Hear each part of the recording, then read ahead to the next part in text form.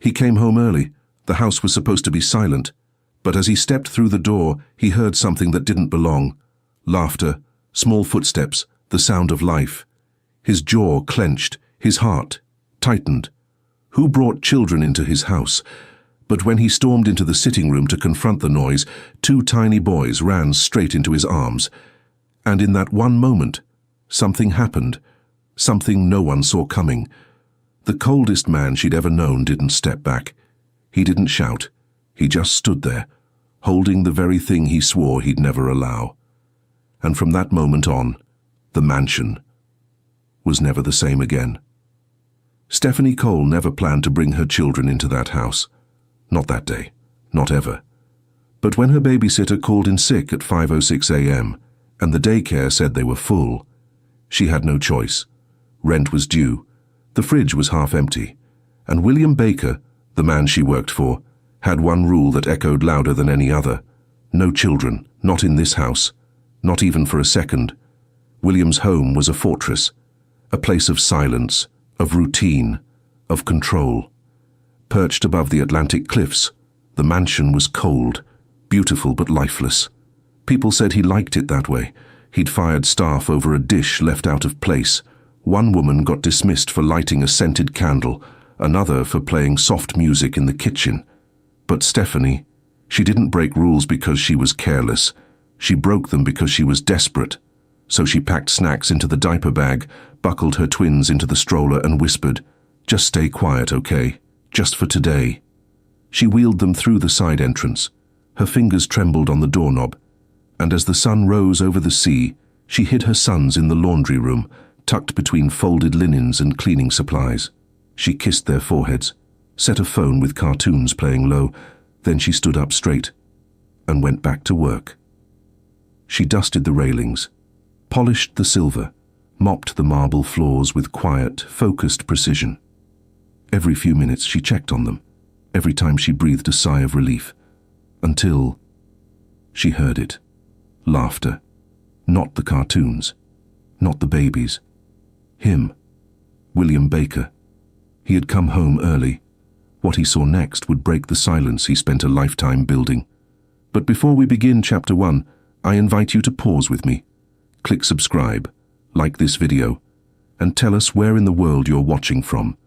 And as this story unfolds, may it remind you that God can use the smallest hands to soften the hardest hearts, that even in the coldest places, love still finds a way in. Now, take a breath, and let's begin. Stephanie Cole stood at the edge of the hallway, polishing the staircase banister like her life depended on it, because today, it did. Down the hall, her phone rested on a folded towel beside a mop bucket. Cartoons whispered from its speaker. 2 small boys giggled behind the cracked open door of the laundry room, hidden, tucked away like a secret she couldn't afford to lose. Her hands moved fast, but her mind stayed on them. Jacob had cried when she left him there, just a soft, whimpering sound. Joseph had reached out his arms. She didn't linger. She couldn't. She'd kissed their foreheads, whispered, "I'm sorry," and walked away. She hadn't even had time to pray, just a breath, barely a sentence. "Lord, please, cover this." The East Wing was empty, just as it should be at this hour. William Baker was out of town on business, or so the staff had been told. Still, Stephanie worked in silence, moving like a ghost, listening for every creak of wood, every change in the air, and then footsteps. Heavy, steady, male. Her heart clenched. No. No. Please not today. From the direction of the foyer came the unmistakable click of polished shoes on marble. She stood frozen, one hand still on the brass railing. William Baker didn't return without notice. He didn't shift schedules or show up unannounced. That wasn't how he moved through the world. But today, something had shifted. Stephanie turned slowly, her mind already racing. The laundry room door wasn't locked. The boys were just behind it, too close. She started forward, but then it happened. Laughter. A small, shrill, joyful sound, the kind only toddlers could make, followed by the deep rumble of something else. Another laugh. She stopped breathing. That voice didn't belong to her children. That laugh was his.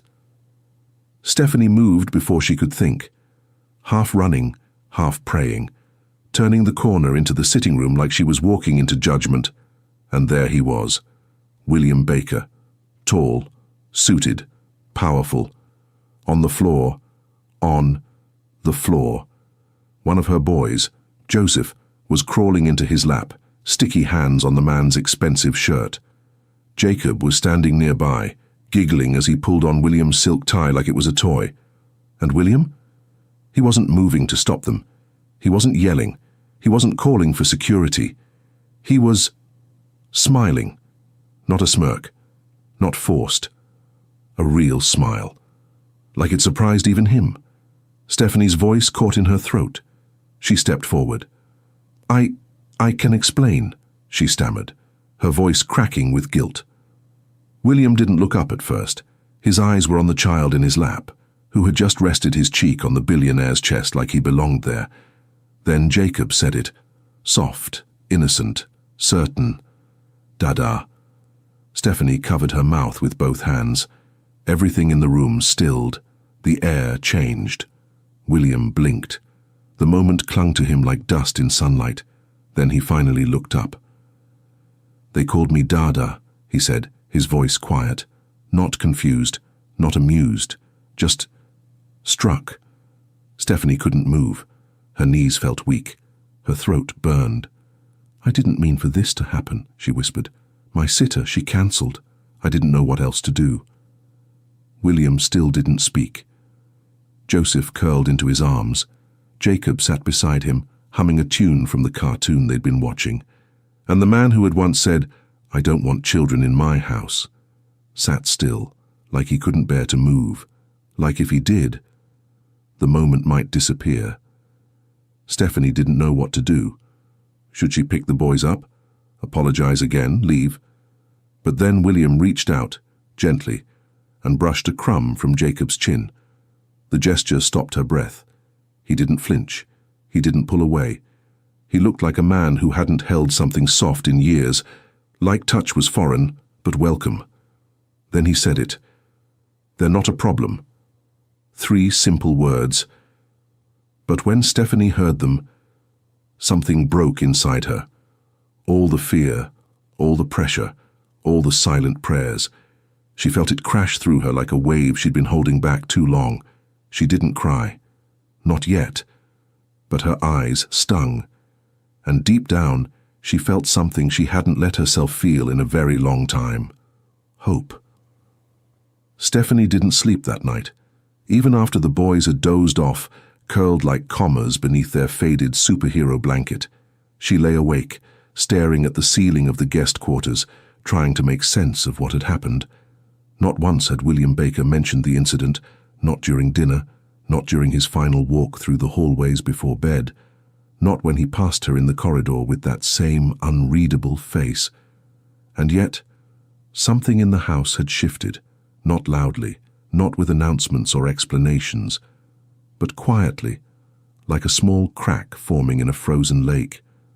Stephanie noticed it first thing the next morning. The silver polish had been moved, not by much, just an inch or two, but beside it sat a folded towel. Fresh, warm, soft, the kind reserved for VIP guest rooms, and next to that, a note. No letterhead, no signature, just 2 words in sharp, clean handwriting. She stood there for a long time, holding the note in both hands, reading it again and again. She didn't know what it meant. Not entirely, but she knew what it didn't mean. She hadn't been fired. The boys stirred behind her. Jacob coughed once. Joseph sat up, hair wild, still holding the stuffed lion he'd brought from home. Stephanie crossed the room and sat between them, pulling them both into her lap, her arms tight around their little bodies. They had no idea what yesterday had been, no idea how close she'd come to losing everything. All they knew was cartoons and crackers, and that a man in a suit had let them pull on his tie. "Be good today," she whispered into their hair. "Please be good." Downstairs, the morning ran quiet. No one spoke about what had happened. No one asked questions. But Stephanie could feel the air had changed.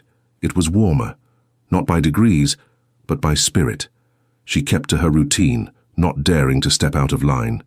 She wiped windows, ironed napkins, fluffed the same throw pillows she'd fluffed 100 times before. And then she saw it. In the east sitting room, the one William rarely entered, there was a basket. Small, woven. Inside were toys, wooden blocks, a soft football, and 2 tiny pairs of socks. She didn't touch them, just stared. And behind her, a voice. Is that what toddlers play with now? She turned so quickly her heel nearly caught the rug.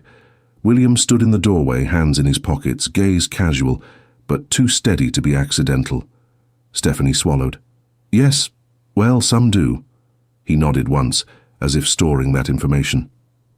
I wasn't sure. She hesitated. Mr. Baker. About yesterday. You don't need to explain, he said, cutting her off gently. Emergencies happen. She looked down at her hands, folded so tightly her knuckles ached. I was sure I'd be let go. You weren't. She waited for more. A condition, a warning. But he said nothing else. She glanced back at the basket. Did you put that there? William's eyes didn't follow hers. He looked out the window instead. I made a call last night, he said. I don't know what boys their age need. The woman on the line told me blocks are safe. Stephanie felt a lump rise in her throat.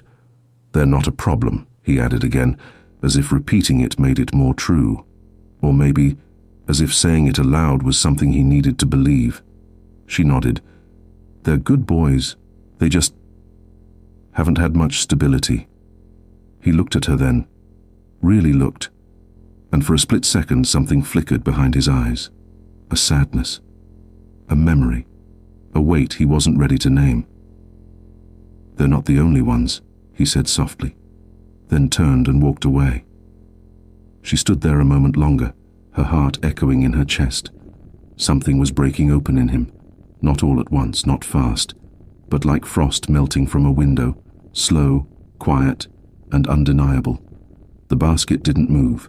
Day after day it stayed in the corner of the east sitting room, untouched by staff, undisturbed by rules. Stephanie noticed it each morning as she passed through with her cleaning tray, a quiet reminder that something had changed, and no one knew what to call it yet. The boys were still hidden. She never left them unattended for long, but the fear, the tight pressing fear, had loosened its grip. They laughed freely now, even if only in whispers. They reached for her less, clung to her legs less. Something in them had softened too. William hadn't spoken to the boys again. Not directly. Not since that day. But she caught glimpses of him, watching. Once from the top of the stairs as Jacob toddled across the tiled kitchen floor. Another time from behind the library doors, just barely ajar, as Joseph babbled nonsense to a teddy bear. He said nothing, but his silence no longer felt cold. It felt unsure, like a man walking through a room he hadn't entered in years, wondering if it's Stephanie didn't push, didn't thank him, didn't bring up that moment in the sitting room. Some things, she figured, were too fragile to name, but what she did notice, what she couldn't ignore, was his schedule. It changed. At first, she thought it was coincidence, then habit. But after a week of early returns, long pauses in the halls, and lingering footsteps near the laundry room, she realized he was staying close. Meetings were moved to Zoom. Suit jackets hung longer on chairs. Lunches arrived late but eaten at home. And the quiet places in the mansion, the ones that once echoed, began to fill with something else. Not noise, not chaos, but presence. One evening, just after dusk, Stephanie stood in the kitchen warming a bottle for Jacob. The lights were low. The house had settled. Joseph lay against her shoulder, feverish and restless. She rocked gently side to side, humming low, her voice cracked from the long day. She hadn't heard William come in. She didn't know he was there until she turned toward the stove and saw him, standing just past the doorway. No suit, no phone in hand. Just him. Still. Watching. She didn't flinch. She didn't explain. Maybe it was the dim light. Maybe it was the boy curled against her chest, or the warmth of the bottle pressed into her palm. But something in her posture said, "I am tired. I am doing my best. And I am not afraid of you anymore." William stepped forward, not too close, just enough to see. "He's warm," he said softly. Stephanie nodded, adjusting Joseph on her hip. "He spiked a little while ago. It's coming down." William's eyes dropped to the boy's face. Joseph's fingers twitched in sleep. A faint whimper escaped his lips. "Teeth?" William asked. "Probably," she smiled faintly. "Or just being two." He nodded like he understood, or wanted to, then glanced at the stove where the flame under the kettle still glowed blue. "You should sit," he said. She didn't. Silence filled the kitchen again, not tense, but stretched.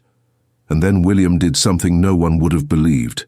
He pulled out a chair, slowly, quietly.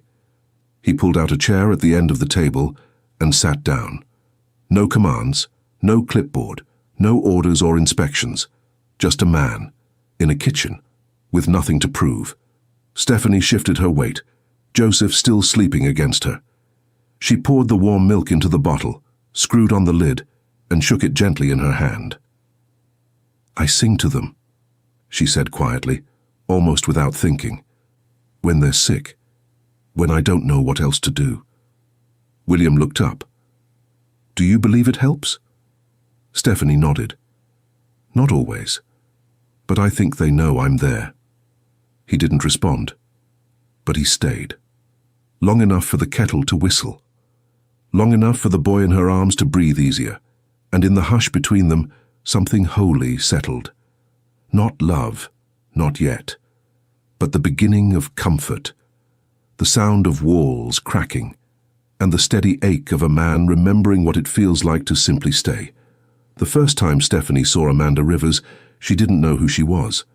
But the room changed when she entered, like the temperature dropped 1/2 a degree.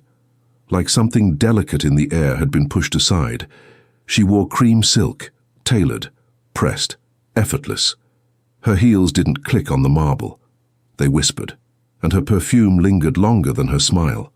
Stephanie had just come in from folding towels in the laundry wing, her ponytail messy, a faint smear of formula on her sleeve.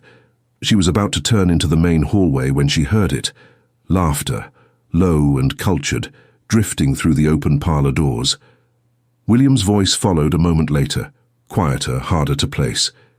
Curious, maybe more than she should have been, Stephanie stepped just close enough to see. Amanda was seated on the velvet chaise, one leg crossed over the other like she owned the room. William stood near the fireplace, drink in hand, his expression unreadable but polite. Stephanie didn't move. Not yet. Something about the woman's posture made her still. She watched as Amanda's eyes flicked toward William's cufflinks, her fingers brushing his wrist like she had done it 1,000 times. "I always said this house needed children," she said lightly. "It's too clean, too quiet." William didn't answer. Amanda smiled wider. "Don't look so surprised. I'm capable of softness when it suits me." Stephanie backed away before they noticed her, heart tapping harder in her chest than she liked to admit. Later that evening, the silence between her and William returned. Not cold, but distant. He passed her in the hall with a nod, nothing more. No words about the boys, no chair pulled out in the kitchen. Just a brief glance, then gone. 2 days passed. Amanda stayed. No explanation, no mention of her arrival. But her shoes appeared at the front door, her bags in the guest wing, her presence in the air, always a little too fragrant, a little too loud. Stephanie stayed out of the way. She woke early, fed the twins, kept to her duties. She didn't ask questions. She didn't have the right. But her stomach stayed tight, not from jealousy, not exactly. It was more fear. Fear of whatever Amanda had once been to William. Fear of what she might still be. Fear that the fragile softness Stephanie had seen in him, that quiet man in the kitchen, might not survive this kind of woman. Amanda found her in the West Hall one afternoon, wiping down the window panes. "I've heard about you," she said. Stephanie looked up. Sorry? Amanda tilted her head, that silk blouse draped perfectly across her shoulders. The maid with twins, she said, like it was a story she'd already decided the ending to. Must be exhausting. Stephanie straightened. They're a gift. Amanda smiled thinly. Of course. She paused, then added, I suppose William's been feeling generous lately.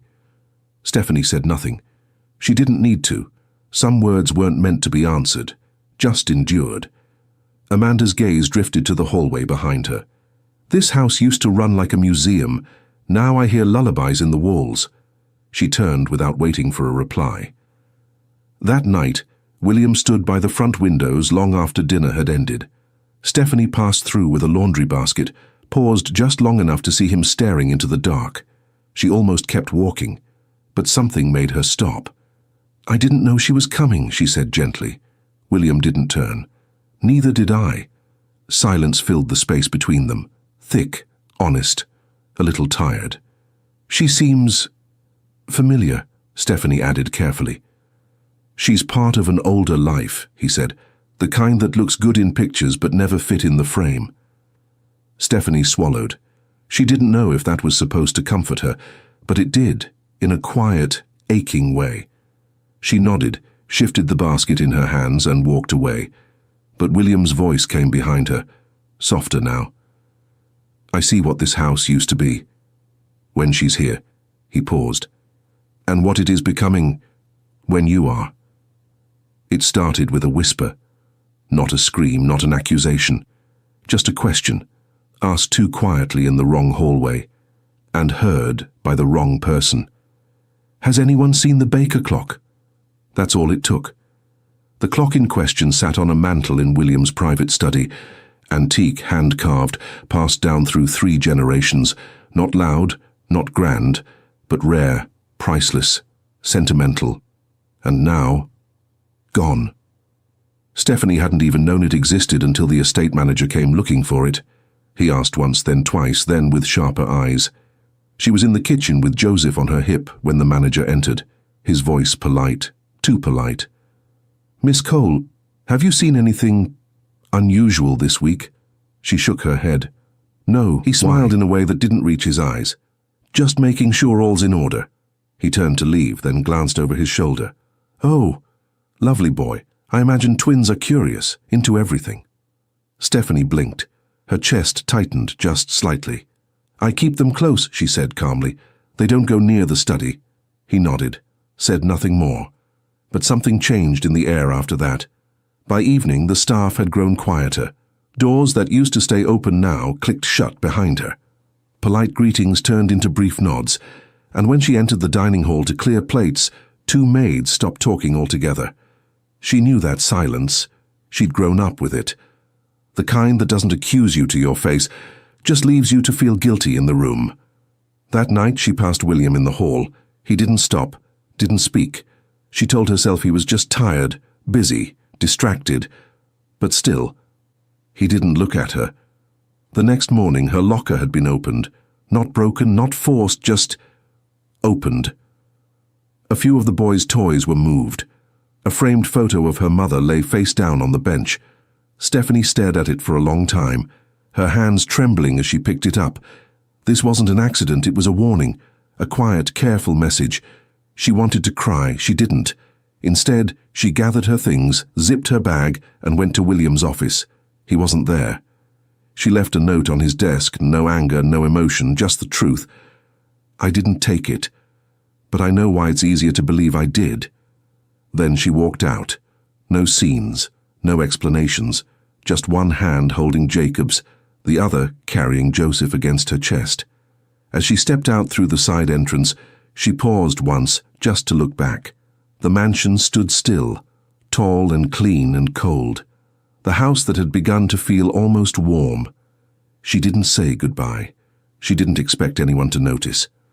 3 days passed. She stayed inside her small apartment, curtains half closed, trying to stretch groceries one day further. She sang lullabies at night, not to calm the boys, but to keep her own hands steady.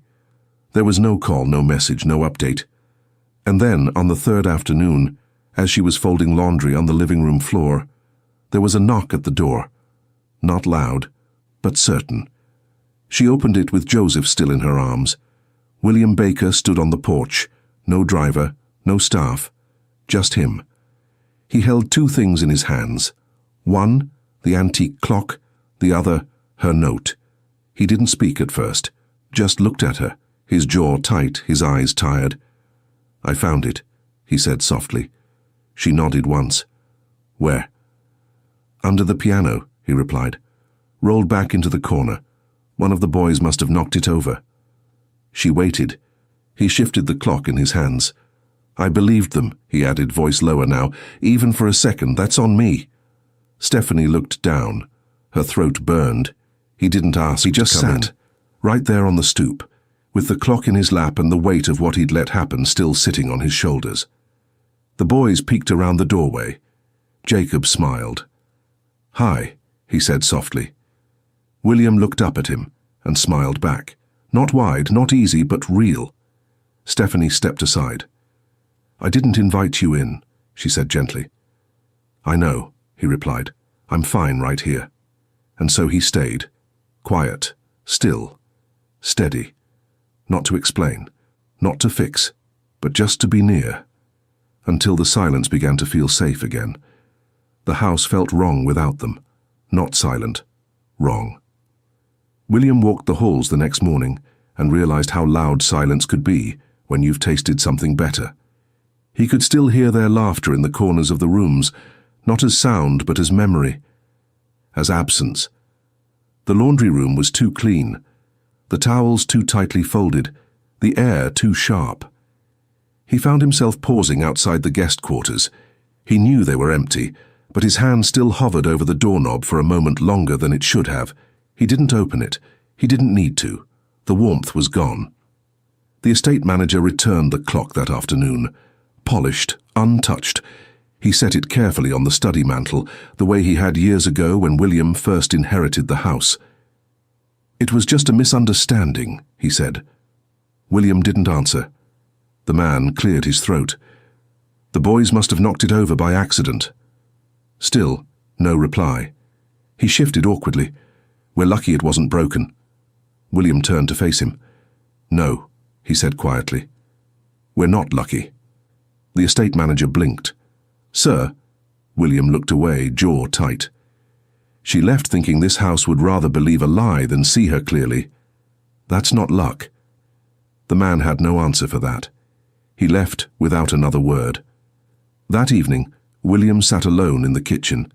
He hadn't eaten. The kettle boiled once, then twice. He didn't move to pour the water.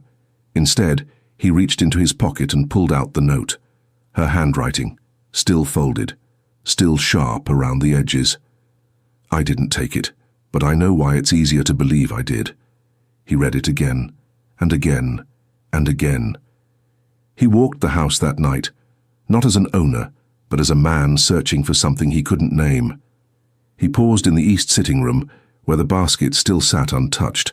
One of the socks had fallen to the floor. He bent down and picked it up. Tiny, soft, worn at the heel. He stared at it for a long time, his fingers curling around the fabric. No one told him to keep it, but he did. By the next morning he couldn't stay still. He drove for the first time in months. No driver, no schedule, just him. The roads blurred past the windows, grey and cold, and still somehow too bright. He didn't bring flowers.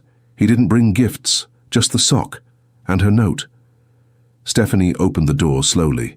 She didn't look surprised to see him, just tired. He held up the sock without a word. Joseph's, then her note. "I kept it," he said quietly. She looked down at both, her hand still resting on the doorknob. "I wasn't expecting you," she said. "I wasn't expecting anything," he admitted. He looked at her, truly looked. No distance, no defense. "I let them believe something about you I knew wasn't true," he said. "Even for a second." She didn't speak. Didn't need to. He continued. "You were the only one in that house who saw what it could be, not what it could be, and I didn't protect that." The boys were behind her, sitting on the living room floor, their small voices drifting faintly into the silence. William glanced past her for a moment, then looked back. "I'm not asking for forgiveness," he said, "but I needed to tell you." "You were right." Stephanie's voice was soft. "About what?" He swallowed hard. "That some houses echo because they're empty, and some because they're waiting for something worth holding." He didn't ask to come in. He didn't need to. He sat on the porch again like he had before, not demanding, not fixing, just present, and this time, Stephanie didn't close the door. She sat beside him. The wind moved quietly around them. Two people, no titles, no power, just truth sitting between them, finally spoken. They didn't speak much that night. Stephanie sat beside William on the porch, her sweater pulled tight around her shoulders, his coat folded across his lap. The air was cool but quiet, still, the kind of quiet that doesn't rush you. Inside, the twins were asleep, their breathing soft against the hum of the fridge. From where they sat, the house behind her and the street in front of them felt like two different worlds. Stephanie didn't ask why he came, not again. She already knew, and William didn't try to explain anything further. His silence didn't feel like distance this time. It felt like a man carrying the weight of words he hadn't learned how to say yet. After nearly an hour he stood, not abruptly, just enough to stretch his legs and tuck the small sock back into his coat pocket. Before he left, he turned to her. "I have an idea," he said. "It may be too late, but if it isn't..." He paused. "I want to show you something." He came back the next day, this time not with a clock, not with a note, with blueprints, literal ones, folded into a leather binder, corners softened by wear. He laid them out on the kitchen table of her small apartment like they were sacred. And maybe they were. She stood at the counter, drying a bottle, watching him. He didn't look at her as he opened the pages. "There's a spare wing," he said, "south end of the mansion. It was designed for guests, but no one uses it. Too far from the elevators. Too quiet." He looked up now. "I want to turn it into something else. A nursery. A family space. Not just for your boys. For any staff with children. If they ever need it." Stephanie didn't move, didn't speak. "I don't know how to build a place like that," he continued. "Not really. But you do." He slid the pen across the table. "Draw with me." It wasn't a question. It wasn't a plea. It was an invitation. One only made by someone who finally sees what's missing, and who can help make it whole. Stephanie stepped closer. Her hand still smelled faintly of dish soap. She looked down at the paper, at the blank space marked interior vision, and something in her heart pulled. "You want cribs?" she asked, voice quiet. He nodded. "Bookshelves?" "Yes." She picked up the pen slowly. "Stars on the ceiling," she added. "So kids feel like they're sleeping under the sky." He didn't smile, but his shoulders eased, just slightly. She began to sketch. Windows, rugs, a corner for puzzles, a couch that could unfold into a bed. William watched her hand move, and then, for the first time in days, he exhaled. Later that evening they stood at the mansion's side entrance. Stephanie hadn't stepped foot back inside since she left. She hesitated. William opened the door for her, then stepped aside. No pressure, just presence. Inside, the halls were lit low, warm golden light casting soft shadows on the floor. Everything was the same, but not. The silence had changed. As she stepped in, she glanced toward the east wing. The basket was still there, and beside it now, a folded blanket and a small wooden truck. Her throat caught. "They still fit here," he said beside her. "They always did, I just didn't know it." That night, Joseph curled up in her lap on the staff lounge couch, and Jacob crawled toward William, who knelt, not flinching, not freezing. Jacob held out a crayon. "Draw," he said. William took it, and drew a crooked sun in the corner of the blueprint. Stephanie didn't laugh, but she smiled. He looked up. "You don't have to forgive me," he said, "but I want to build something that says, 'I see you now. All of you.'" She didn't speak. She didn't need to. She just reached out, not for his hand, but for the pen. And together they kept drawing, not because everything was fixed, but because something, finally, was beginning. The mansion didn't feel like the same house. It wasn't louder, not really. It was warmer, like something invisible had finally started breathing. Doors that once closed themselves were now left open. Laughter drifted faintly from the east wing, and toys no longer disappeared when someone important entered the room. Stephanie walked those halls differently now, still careful, still quiet, but no longer unseen. The nursery wing was under construction. The blueprints she'd drawn with William were slowly becoming walls and beams and built-in bookshelves. Every day, something new was added. But healing moved slower than hammers. Amanda left without a scene. She stood in the foyer in another silk coat, her driver waiting outside, her heels echoing as she turned toward William with a smile too sharp to be kind. "I'll admit," she said, eyes flicking toward the sound of children laughing down the hall, "this wasn't the story I expected for you." William stayed still. "Children, maids, crayons on your conference table?" She tilted her head. "You're changing, Will. But is that you?" He didn't flinch. "I don't know who I used to be," he replied, "but I know who I'm not anymore." Amanda smirked. "Then let's see how long she lasts." She didn't wait for a goodbye. William didn't offer one. The front door closed, and just like that, a part of the past walked out and didn't come back.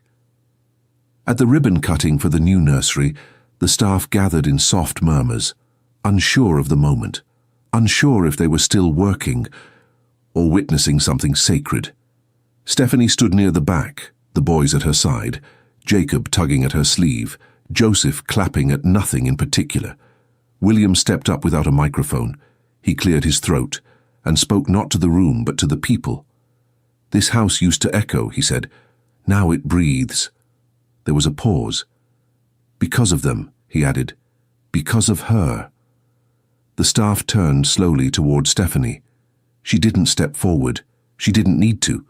Her eyes stung with something too full to explain. That night, after the boys were asleep, she stood in the kitchen rinsing bottles under warm water. Her hands moved without thought, muscle memory and motherhood stitched together. William walked in quietly, holding 2 mugs, 1 coffee, 1 tea, unsure which she preferred.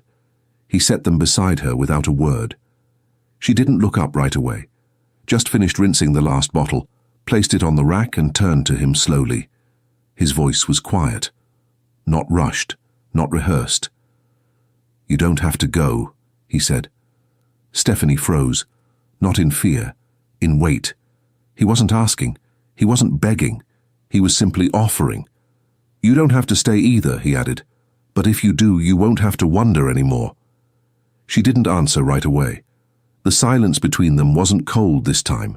It was sacred, like neither wanted to speak too soon and scare it all away. Then, slowly, she reached across the counter and rested her hand over his. Not tightly, not dramatically, just enough. Enough to say she heard him. Enough to say she wasn't running. He closed his eyes for half a second, just long enough to breathe. And in that quiet kitchen, with the hum of the refrigerator and the drip of a leaky faucet, something unspoken passed between them. It wasn't romance. Not yet. But it was trust, returning to the place where it had once been broken. Later that night, William passed the nursery wing alone. The walls were up now. The ceiling painted a deep midnight blue, tiny gold stars scattered across it, just like she'd drawn. He walked in slowly. The room smelled of fresh paint and possibility. In the corner sat a soft chair, wide enough for 2 small boys. He imagined them there, wrapped in blankets, babbling in half-sleep. He sat down. The stars above him didn't move, but something inside him did. He rested his hand on the armrest, closed his eyes, and for the first time in a long, long time, he felt like he wasn't waiting for something to end, but for something to begin. The morning sun poured into the nursery like it belonged there. It touched every corner, the soft chairs, the storybooks, the shelves lined with little shoes and stuffed animals. The stars on the ceiling caught it too, gold flecks glowing faintly in the light. Jacob and Joseph were already awake, their tiny feet padding across the rug as they chased each other in a slow, sleepy blur. Stephanie leaned in the doorway, arms crossed, watching them, not as a maid, not as a guest, but as their mother, finally breathing in a place that welcomed them. Behind her, William approached with a quiet step. No suit today, no phone in hand, just a mug of coffee and a pair of baby socks tucked into his back pocket, one red, one blue. He stood beside her, silent. She didn't speak either. There was nothing urgent to say, and maybe that was the miracle of it all. They had reached a place where quiet no longer meant distance. Later that afternoon, Stephanie walked past the old study and found William kneeling beside a low cabinet, picking up crayons from under the table. He held up a broken green one.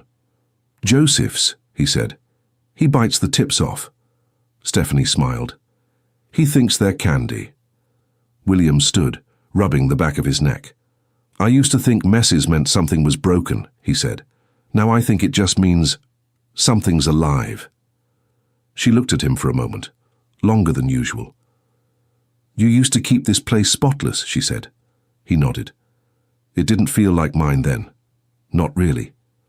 She stepped forward and reached behind the leg of the couch, pulling out a pacifier.